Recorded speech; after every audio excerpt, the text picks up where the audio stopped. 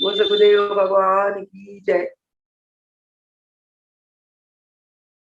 गुरु ब्रह्मा गुरु विष्णु गुरुदेव महेश्वर गुरु साक्षात परब्रह्म तस्मै श्री सद्गुरुवे नमः। योग योगेश महापुर रामलाल जी, योग मार्तंड मुल्केश्वर भगवान, सहस्त्र देवजाल भगवान जी के पावन श्री चरण कमलों में साष्टांग प्रणाम करते हुए आइए आज की सत्संग आरंभ करते हैं। पिछले कई दिनों से योग दिव्य दर्शन महान ग्रंथ के तहत लिखे हुए महापुर रामलाल जी के जीवन की दिव्य अलौकिक घटनाओं के ऊपर हम चर्चा कर रहे थे। आइए उस कड़ी को आगे बढ़ाते हैं। पिछले सत्संग में था कि महाप्रभु जी के पास इस अध्याय के अंतर्गत हमने देखा इस प्रकार महाप्रभु जी रामलाल प्रभु जी को आकाश मार्ग से सुमेरु पर्वत के उच्चतम शिखर पर ले गए। बर्फीले उस इलाके में रामलाल प्रभु जी के द्वारा इस प्रकार अष्टांग योग की सिद्धि कराई। जब रामलाल प्रभु जी योग के अति उच्चतम अवस्था को प्राप्त किए, उसके बाद महाप्रभु जी ने रामलाल प्रभु जी को आज्ञा आशीर्वाद दी, जाओ पुत्र, जहां तहां हमारी संस्कारी आत्माएं हैं उन आत्माओं का कल्याण करो। अपने गुरुदेव की आज्ञा पाकर रामलाल प्रभु जी धरातल पे आए। सुमेरु पर्वत से आकाश माँ के द्वारा वो नेपाल से बंगाल और बिहार की सीमा पर पहुंचे। वह रामरती को प्रभु जी ध्यान अवस्था, ध्यान समाधि अवस्था दान प्रदान जो कर गए थे, तब से लेकर अब तक रामरती प्रभु के ध्यान में समाधि थी। प्रभु जी को अपनी प्रिय शिष्या रामरती की स्मृति हुई। स्मृति होते ही रामरती ध्यान से उत्थान अवस्था में आई और उसने भक्तों को कहा कि आज मेरे गुरुदेव हिमालय से वापिस नेपाल होते हुए इधर आ रहे हैं और आप जाके स्टेशन पे उन्हें लिवा लाए। बंगाल की सीमा पर भगत रामनाथ जी की ऐसी बात सुनकर पूछने लगे कि प्रभु जी कहाँ मिलेंगे। तो उन्होंने फरमाया कि नेपाल तक तो प्रभु जी आकाश मार्ग से पहुंचे, नेपाल से बंगाल बिहार की और अमुक अमुक गाड़ी में प्रभु जी सवार होकर हमारे और आ रहे हैं, हमारे स्थान के स्टेशन के और अमुक अमुक डब्बा में प्रभु जी विराजमान है। भक्तों को रामरती ने सारी हाल बताई और आग्रह किया कि आप बड़े मान सम्मान आदर के साथ गुरुदेव के हमारे स्थान पर ले आए। रामरती की ऐसी आज्ञा पाकर सब भगत गए स्टेशन पर और जैसे जैसे रामरती ने बताया था वैसे ही गाड़ी में डब्बे के अंदर महाप्रभु रामलाल जी विराजमान थे। भक्तों ने बड़े जय जयकार करते हुए स्टेशन से जुलूस के साथ महाप्रभु जी को मान सम्मान के द्वारा, जहाँ रामरती वर्षों से समाधिस्थ रही, वहां लेके आए। महाप्रभु जी के दर्शन पाकर रामलाल महाप्रभु जी के दर्शन पाकर रामरती बहुत गदगद हो गई। प्रणाम करके अपने गुरुदेव का आशीर्वाद प्राप्त किया। रामरती को तो एक साधारण स्थान पर प्रभु जी ध्यान समाधि करके चले गए थे और वापिस में आके वापसी में प्रभु जी ने देखा कि उस स्थान पर बहुत बड़े बड़े मंदिर बने हुए, धर्मशाला बनी हुई है, कुआ बगीचे आदि बने हुए। इनको देखकर प्रभु जी बहुत प्रसन्न हुए।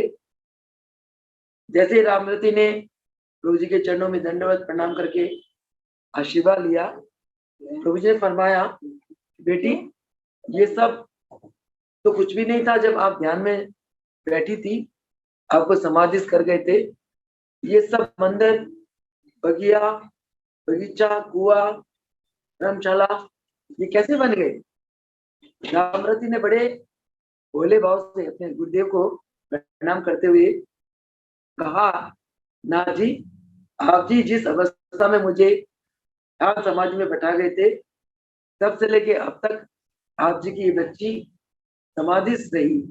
प्रभु मुझे कुछ नहीं पता, ये सब मंदिर किसने बनवाए, ये कुआं, ये बगीची, ये सारा साम्राज्य किसने निर्माण कराया। प्रभु मैं इस बारे में बिल्कुल अनभिज्ञ हूँ।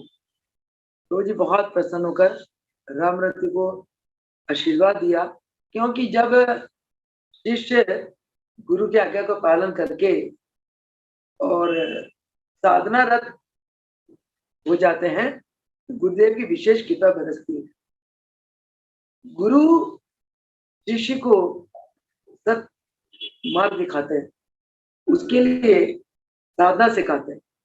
अगर शिष्य साधना में रत हो जाता है, निरंतर साधना करता है, तो शिष्य बहुत आसानी से मंजिल तय कर जाता है और गुरुदेव की प्रसन्नता बरसती है। वही हुआ जैसे महाप्रभु जी, रामलाल प्रभु जी रामरति को आशीर्वाद देकर समाधि कर गए थे और वो निरंतर बैठी रही। ये नहीं कि गुरुदेव चले गए तो मैं समाधि से उठ जाऊं, ऐसा कुछ नहीं हुआ। जितने वर्ष रामलाल प्रभु जी पहाड़ों में रहे, उतने काल तक रामरति प्रभु जी के ध्यान में समाधि रही। लोगों ने कहा कि प्रभु आप जी की कृपा से जिस भक्तों ने रामरति जी से जो जो मांगा, उन्हें वही प्राप्त हुआ। और जिन जिन लोगों की मुरादें पूरी होती गई, कोई किसी ने मंदिर बनवा दिया, किसी ने बगीचे बनवा दी, किसी ने कुआं खुदवा दिया, किसी ने धर्मशाला बनवा दिया। इस प्रकार ये सारा साम्राज्य सारा बन गया और सब आप जी की कृपा बहुत बरस रही है। इतने में प्रभु जी ने फरमाया कि किस किस पर कृपा हुई। एक सेठ आगे आके बोलने लगा कि नाथ जी, कृपा तो सैकड़ों लोगों की पर हुई, जो भी रामलट्टी के पास आते रहे, जिन्होंने जो कुछ मांगा, सबकी हर मुराद पूरी होती गई। एक सेठ जिसके घर में कोई संतान नहीं था, उसने प्रार्थना करी रामरति को। ध्यान समाधि में रामरति ने जैसे आशीर्वाद दिया, उस सेठ के घर में संतान आ गया, पुत्र रत्न की प्राप्ति हुई। सेठ ने खुशी में आकर ये सुंदर सा मंदिर बनवा दिया। इसी प्रकार किसी ने धर्मशाला बनवा दी, किसी ने कुआं बना दी, किसी ने बगीची बना दी। तो ये सब वाकई लोगों की भगवान के प्रति, गुरु के प्रति भक्ति भाव और प्रेम को देखकर सभी प्रभु जी बहुत प्रसन्न हुए।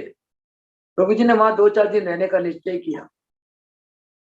प्रभु जी वहां विराजमान हो गए और सारा गांव, जहाँ रामरति थी, बलिया गांव, गांव के सब लोग उबर उबर के प्रभु जी के सत्संग का आनंद लेने के लिए आते रहे और सुबह से शाम तक सत्संग, भजन, कीर्तन, भंडारा आदि सत्संग होते रहे।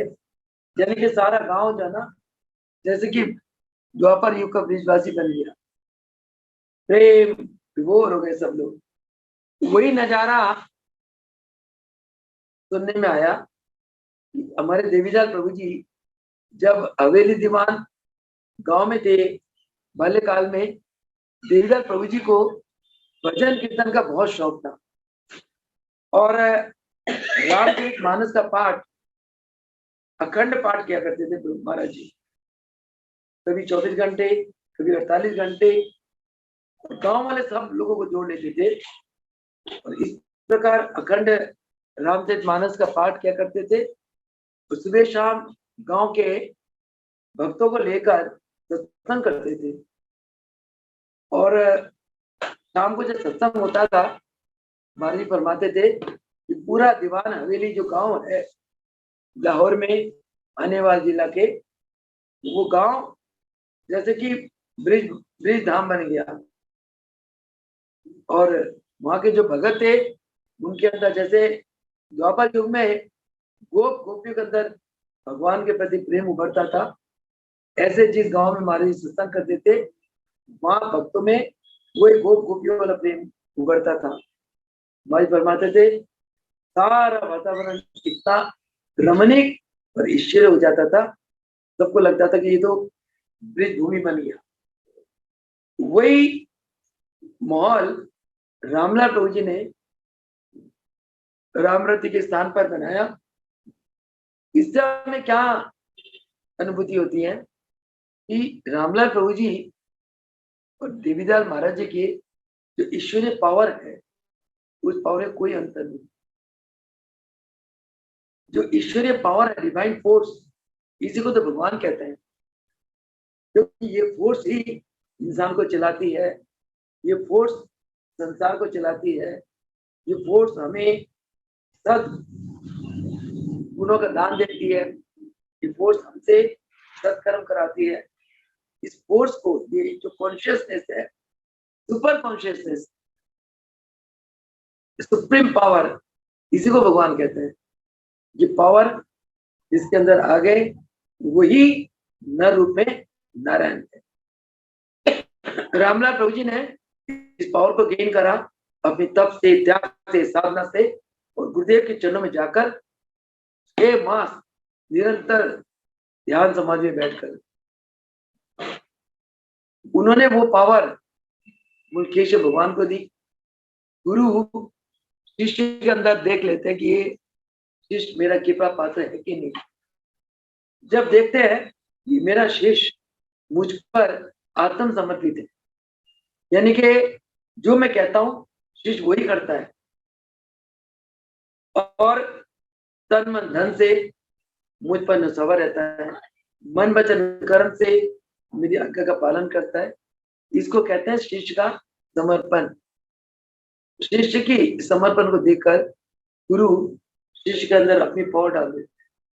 वही पावर रामलाल प्रभु जी ने मुल्केश भगवान के अंदर डाली, उन्होंने हमारे गुरुदेव देवीदास भगवान के अंदर डाली। ये जो साम्राज्य है सारा देवीदास भगवान का है।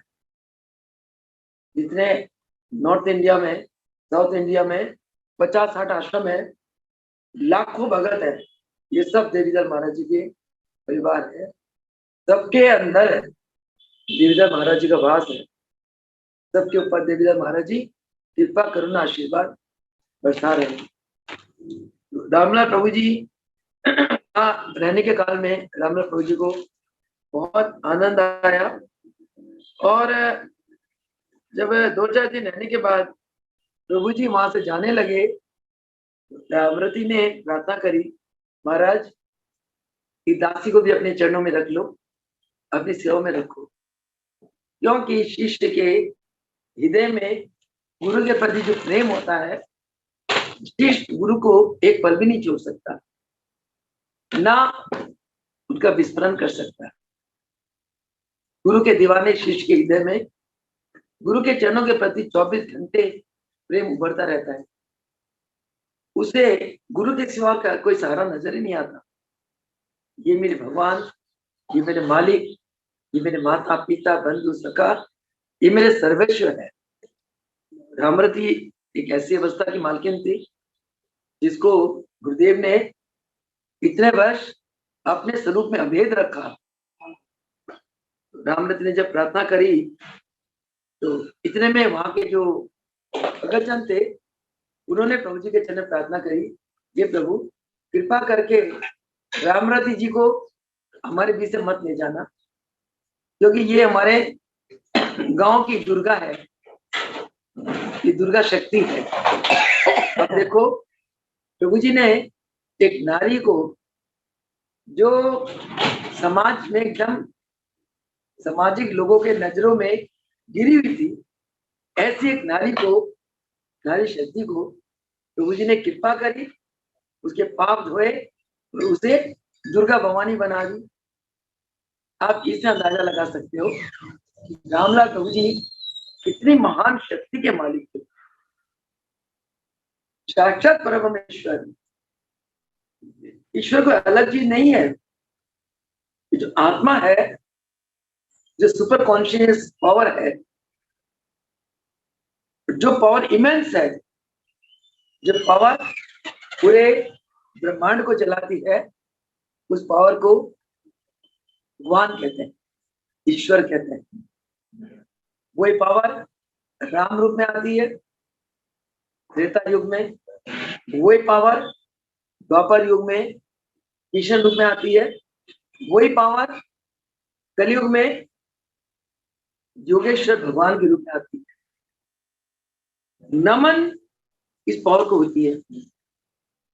बाकी जो पंच तत्वों से बना हुआ जो शरीर है, ये तो नश्वर है, नश्वर है, परंतु जो इसके अंदर जो पावर है, शक्ति है, वो अजर है, अविनाशी।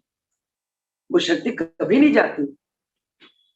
हम लोग उस शक्ति से निकली चिंगारियां हैं। जैसे अग्नि में जो गुण होता है, चिंगारी में वही गुण होता है। तो जो पावर, जो गुण उस सुप्रीम पावर में है, वो गुण हम सभी के अंदर है। हम सभी आत्माएं हैं, वो परमात्मा है। हम इंडिविजुअल कॉन्शियसनेस है, अलग अलग चेतनाएं हैं। वो सारी चेतनाओं के ऊपर एक चेतना है, सुपर चेतना, जिसका नाम भगवान, जिसका नाम परमात्मा, जिसका नाम ईश्वर, जिसका नाम अल्लाह, जिसका नाम खुदा, जिसका नाम कुदरत। तो ये जो हमारे अंदर ये आत्म शक्ति है, ये आत्म शक्ति को अगर हम जगा लेते हैं, हम वही रूप बन जाते हैं। परंतु अभागा इंसान इस आत्म शक्ति को जगाने के लिए जागरूक ही नहीं है, जागते ही नहीं अंदर से, उसकी इच्छा ही नहीं होती। क्यों नहीं होती? क्योंकि वो मनमुख है। मन उसको संसार में भटकाता है। मन क्या करता है? संसारिक वस्तु के साथ संपर्क स्थापित करता है, और जिसके साथ मन संपर्क स्थापित करता है, उसका आकार उस मन के अंदर जम जाती है, और उसका आकार अंदर जम जाता है, और उससे वो उस वस्तु के साथ अटैच हो जाता है। वृत्तियां उसके अंदर उखड़ जाती है, तो इसी को चित्त की वृत्तियां कहते हैं। तो ये चित्त की वृत्तियां ये चित्त की वृत्तियां जितनी चंचल होती है, हमारा चित्त उतना संसार में फंस जाता है। चित्त में से वृत्तियां जितनी उखड़ेंगी, उतना ये चित्त कमजोर हो जाएगा, उतना ही हम परमात्मा के पावर, उसके शक्ति से, उसके स्वरूप से हम दूर हो जाते हैं। ये चित्त की वृत्तियां, ये चित्त की वृत्तियां, ये चित्त ताकत में कब आता है? जीव के अंदर ईश्वर शक्ति कब जागती है? जब हम चित्त की वृत्तियों को चित्त में लय कर देते हैं, वृत्तियों को अंतर्मुखी करते हैं। वृत्तियां जब बाहर मुखी होती है, संसारिक वस्तु में फंस जाती है, ये चित्त कमजोर हो जाता है, और हम अपने स्वरूप को भुला बैठते हैं, रोते हैं, चीखते हैं, चिल्लाते हैं, बहुत कष्ट पाते हैं। जिस समय हमारी वृत्तियां संसारिक वस्तु से हट जाती हैं, हम वृत्तियां अंतर्मुखी हो जाती हैं। अंदर क्या है? अंदर आत्मा है, शुद्ध बुद्ध पवित्र अजर अमर शाश्वत आत्मा है अंदर। ये आत्मा क्या है? यही तो परमात्मा है, क्योंकि यही परमात्मा का अंश है। जिस प्रकार परमात्मा निर्लेप है, ये आत्मा देह के अंदर रहते हुए भी ये निर्लेप है। जब आपकी चित्त की वृत्तियां चित्त में समा जाती हैं, तब इसको कहते हैं वृत्तियों का निरोध। योगाश्च चित्त वृत्ति निरोधा। पतंजलि ऋषि ने योग की परिभाषा क्या कही? सांख्य ने क्या कहा? वेदांत ने क्या कहा? योग क्या है? आत्मा परमात्मा का मिलन। पतंजलि ऋषि ने इसको बहुत प्रैक्टिकल रूप दिया, व्यवहारिक बना दिया। हर गृहस्थ वर्ग इस चीज को अनुभूत करने लगा। इतना सिंप्लीफाई करा उसने गृहस्थियों के लिए। नहीं तो योग विद्या को प्राप्त करने के लिए लोग गृहस्थ संसार छोड़कर जंगलों में जाते थे, सबको त्याग करके बट तो तब करते थे, तब जाके उनको योग अवस्था की प्राप्ति होती थी। क्योंकि आत्मा में पहले स्थित होना, जो परमात्मा को आत्मा के रियलाइज करना वर्षों लगते थे। पतंजलि ऋषि ने इस महान गहन जटिल योग को इतना सरल कर दिया। उन्होंने योग की परिभाषा क्या बताई? योगाश चित्त वृत्ति निरोधा, चित्त वृत्तियों को निरोध कर दो, इसका नाम योग है। कैसे करो? प्राणों का संयम, गहरी लंबी श्वास भरो, रुको, जोड़ो, दिन रात प्राणों में ओम मंत्र का जाप करो, गुरु मंत्र का जाप करो, परमात्मा की कोई भी पवित्र नाम जिस नाम से आपको प्रेम है उस प्रेम का जाप करो। जाप करने से मतलब है कि प्राणों को उस मंत्र में, प्राणों का मंत्र सूक्ष्म से सूक्ष्म होना चाहिए, तभी वो प्राणों में मंत्र चलता है। उसको कहते हैं प्रणव मंत्र। ओम शब्द सबसे सूक्ष्म है। हृदय में परमात्मा का वास अनंत चक्र में। जब जीव जन्म लेता है उसके हृदय चक्र में ओम मंत्र चालू हो जाता है। 24 घंटे मरते दम तक उसके अंदर ओम मंत्र चलता है। जब जीव अपने चित्त वृत्तियों को निरोध कर लेता है, यानी कि चित्त के अंदर से वृत्ति उखड़ती नहीं है, शांत हो गया, उस समय जीव अंतर्मुखी होता है और अंदर वो अपने घट में अनंत चक्र में वो अनंत नाद को सुनता है, जो ओम की 24 घंटे की धुनी चल रही है अंदर। वो जीव उसको धुन, वो ओम मंत्र कौन बोल रहा है? ये आपकी कॉन्शियस पावर, एक एनर्जी। भगवान ने पूरे मानव के शरीर के आकार को ओममय बनाया। नाक देखो ओममय, आइस देखो ओममय, कान देखो ओममय, वक्ष देखो ओममय, एक एक अंग आप एनालाइज करो ओममय। ओम मंत्र, ओम में सारा संस्कार है। ये ओम एक शक्ति, एक पावर वो अपने अंदर चल रही है। जब आप चित्त की वृत्तियों को चित्त में लय कर देते हो, तब आपकी आत्मा जो एक कॉन्शियस पावर है, वो पावर अपने स्वरूप में आ जाती है। इसी को कहते हैं कि आत्मा का प्रकट होना। आत्मा तब अपने स्वरूप को जानती, और जिस घट के अंदर आत्मा प्रकट होगी, आत्मा ने अपने स्वरूप को जान लिया, वो घट पवित्र हो गया। उसी घट को संत कहते हैं। उस घट को, वो घट में जो आत्मा है, उस घट को ये ज्ञान हो जाता है क्या सत्य है, क्या असत है। और फिर सत्य असत को जानते हुए संसार में वो ऐसे रहता है, ऐसा भी कहता है जैसे पानी में कमल का पत्ता नीले रहता है। कमल फूल के जड़ सारी सारा लाइफ जड़ पानी में डूबा रहता है, कीचड़ में रहता है, परंतु धन ने वो कमल का फूल, कमल का पत्ता आजीवन पानी में रहते हुए पानी को अपने ऊपर फटकने नहीं देता, पानी टिक नहीं पाता। ऐसे संतों का जीवन होते हैं। संत इस कांटेदार वृक्ष रूपी संसार में रहते हुए भी संसार के कांटे में उलझता नहीं। ये कैसे होता है? कि पतंजलि ऋषि ने समझाया कि अष्टांग योग करो, योग के 8 सोपानों को एक के बाद लेते चलो, आप समाधि तक पहुंच जाओगे।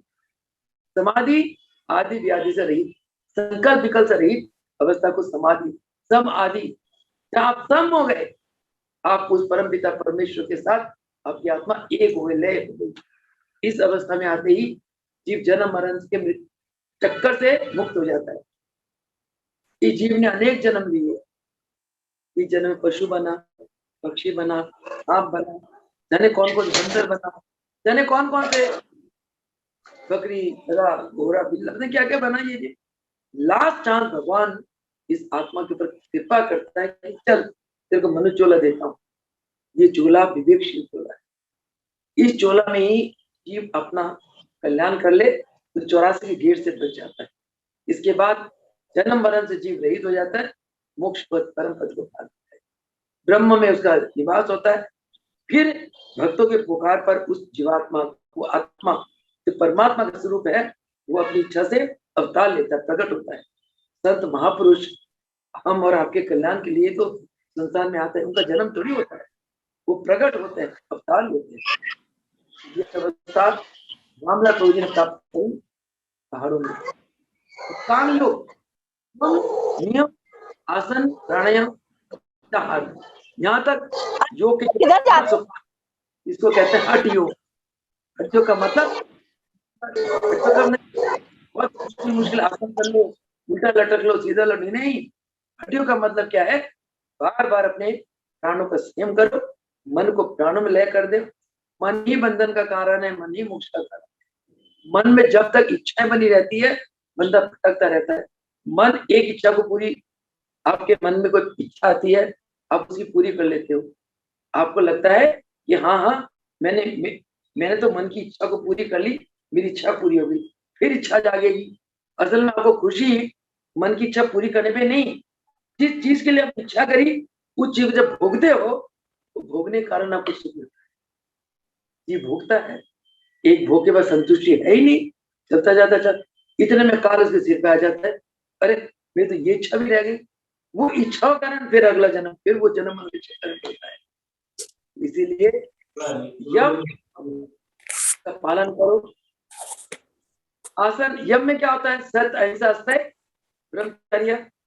नियम में शोच, संतोष, सदैव प्राणिदान। नियम का पालन किया, फिर करो आसन। स्थिरम आसनम, शरीर को स्थिर करो। जब तक शरीर को स्थिर नहीं करते तब तक मन स्थिर नहीं हो सकता। बंदर क्या है? बंदर दिन रात चंचलता करता, नाचता रहता है, अपने शरीर को कभी स्थिर रखता ही नहीं है, तो इसीलिए उसका मन भी स्थिर नहीं हो सकता है। कहता है कि बंदरी की नाच नच रहा है। बंदर का शरीर अस्थिर है तो उसका मन भी अस्थिर है, तो अस्थिर मन अस्थिर शरीर से बंदर भगवान को नहीं पा सकता। इसीलिए आसनम सुखम आसनम, जिस पोस्चर में आपको सुख मिले, चाहे कुर्सी में बैठो, जमीन में बैठो, खड़े रहो, जिस पोस्चर में आपके आत्मा को शांति मिले वही आपके लिए आसन, पर स्थिर होकर बैठना है। फिर है प्राणायाम, प्राणों का आने जाने को संयमित करो, डीप ब्रीदिंग करो, गहरी लंबी श्वास भरो, गहरी लंबी श्वास निकाल दो, 24 घंटे प्राणायाम करो। खाली अनुलोम विलोम, कपालभाति, भस्त्रिका, अरे हमने तो योग कर लिया, हम योगी बन गए, ये नहीं। इसको प्राणायाम, ये तो प्राणायाम के अलग अलग भाग है, 22 तरह के भाग है, प्रचलन में 7 या 9 है। प्राणायाम का मतलब प्राणों का संयम करो, बस हाथ भरते ओम बोलो, श्वास छोड़ते ओम बोलो, सूक्ष्म सा मंत्र है, उसी में सारा संसार सृष्टि समाई हुई है, तो उसको जाप करो, प्राणों को लंबा लंबा खींचो। इससे क्या होगा? ये प्राण ही आपके शरीर को चलाता है, प्राण आपकी हर मशीनरी को कंट्रोल करता है। अगर आपका प्राण अंदर शुद्ध है, पवित्र है, साफ है, आप निरोगी। अब रोगी कब बनते हैं? जब प्राण की कमी हो जाती है, या हमारे अंगों में प्राण पूरा पहुंच ही नहीं पाता, या फिर प्राण की जो नस नाड़ियों में जहां से प्राण चलता है ऊपर नीचे, वो नाड़ियों में ब्लॉकेज आ जाती है, आपका प्राण जो है ना वो दूषित हो जाता है, अशुद्ध हो जाता है, तब हम रोगी होते हैं। प्राण शुद्ध कब होता है? प्यूरिफिकेशन कब होती है? प्राण का विस्तार कब होता है? जब आप ब्रह्म मुहूर्त में खुले हवा में बैठकर डीप ब्रीदिंग करो, सांस लंबी भरो, सैर करो, डीप ब्रीदिंग करो, बैठो, डीप ब्रीदिंग करो, काम करो, डीप ब्रीदिंग करो। डीप ब्रीदिंग में क्या होता है? प्राणों का विस्तार होता है, कि प्राण ही शरीर को चलाते हैं। और क्या? जब प्राण के चलने से नस नाड़ी शुद्ध साफ हो जाती है, ब्लड सर्कुलेशन प्रॉपर होता है। आसन से क्या होता है? आसन से ब्लड सर्कुलेशन फास्ट होने लगता है और हमें नाड़ियां सशक्त हो जाती है। नाड़ियां जब कमजोर हो जाती है हम कहते बीमार हो गए। अरे बीमार किसने करा? किसी ने नहीं करा, आपके आलस ने आपको बीमार करा, आपके प्रमाद ने आपको बीमार करा। सुबह ब्रह्म मुहूर्त में उठने में कतराते हो, थोड़ी देर और सो लूं, थोड़ी और नींद कर लूं, तो आलस प्रमाद।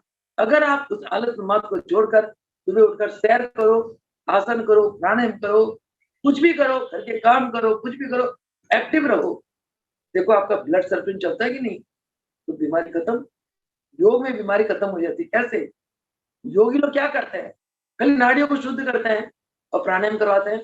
प्राणायाम करो और आसन करो, और अगर आपके अंदर बात पित्त कफ तीनों इम्बैलेंस हो गए तो क्रियाएं करो। पंच तत्वों से बना हुआ ये शरीर है, 5 तत्व अगर बैलेंस है तो आप निरोगी हैं।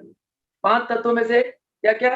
अग्नि, वायु, आकाश, पृथ्वी और जल। पांचों में से एक भी अगर इम्बैलेंस हो गया आप रोगी हो गए। जल तत्व बढ़ गया, आप बीमार हो गए। पृथ्वी तत्व बढ़ गया, बीमार हो गए। आकाश तत्व बढ़ गया, दिमाग उड़ने लगेगा। वायु तत्व बढ़ गया, दर्द दुर्द हो जाएंगी। अग्नि तत्व हो गया, बीपी बढ़ जाएगा, एसिडिटी बढ़ जाएगी, आप बीमार हो गए। तो कोई भी तत्व अगर बढ़ जाता है, इम्बैलेंस हो जाते हैं, हम बीमार हो जाते हैं। आसन प्राणायाम क्रिया से ये पांचों तत्व पहले रहते हैं। और एक है हस्त योग मुद्रा, वो मैं आपको नेक्स्ट लेक्चर में बताऊंगी। अलग अलग ये जो अंगूठा है, अग्नि को इंडिकेट करता है, पहली उंगली वायु को, और दूसरी उंगली आकाश को, तीसरी पृथ्वी को, चौथी उंगली जल को। तो इन उंगलियों को अलग अलग आकृति को कहते हैं हस्त योग विद्या। इन अलग अलग आकृतियों से अलग अलग मुद्राएं बनती है, और अलग अलग मुद्राओं से हमारी बॉडी की जो तत्व इम्बैलेंस हो गए बैलेंस हो जाते हैं और हम निरोगी हो जाते हैं। तो इन मुद्राओं में सुबह दोपहर शाम 3 बार 10-10 मिनट तक बैठो, मतलब ही नहीं आप बीमार हो जाओ। अरे योग आपका शरीर कुदरत का दिया हुआ है, भगवान, ये योग विद्या कुदरत की विद्या है। कुदरत की दी हुई चीज को आप कुदरत की अगर संभालते हो तो आप आजीवन स्वस्थ रहोगे, अजर अमर, लंबी उम्र हो जाएगी आपकी। अगर आप कुदरत की दी हुई शरीर को कुदरत के ढंग से ना संभाल के ऑपरेशन में चले जाते हो, डॉक्टर की गोलियां खाने लग जाते हो, ये दवाई खाते हो, ये दवाई खाते हो, मिर्च मसाला खाते हो, तली भुनी चीजें खाते हो, तामसिक भोजन करते हो, खुद को बीमार खुद ही तो करते हो। हम अपनी कष्ट के लिए खुद जिम्मेदार हैं, कोई किसी को कष्ट नहीं देते। कवि ने क्या कहा? कबीरा बुरा देखन मैं गयो, बुरा मिलियो ना कोई, जहाँ मैं खोजो अपने आप को, मुझसे बुरा ना कोई। तो इसलिए अपने आप की शुद्ध करने की कोशिश करो, अपने आप एनालाइज करो। हम क्या करते हैं? अपने आप को तो देखते नहीं है, दूसरों को देखते हैं और टेंशन में आ जाती है। दूसरों को क्रिटिसाइज करते हैं, ये ऐसा है, ये ऐसा है, यानी कि दूसरों मन फंसा लेते हैं। तो चित्त-वृत्तियों का निरोध कैसे होगा? योग अवस्था कैसे आएगी?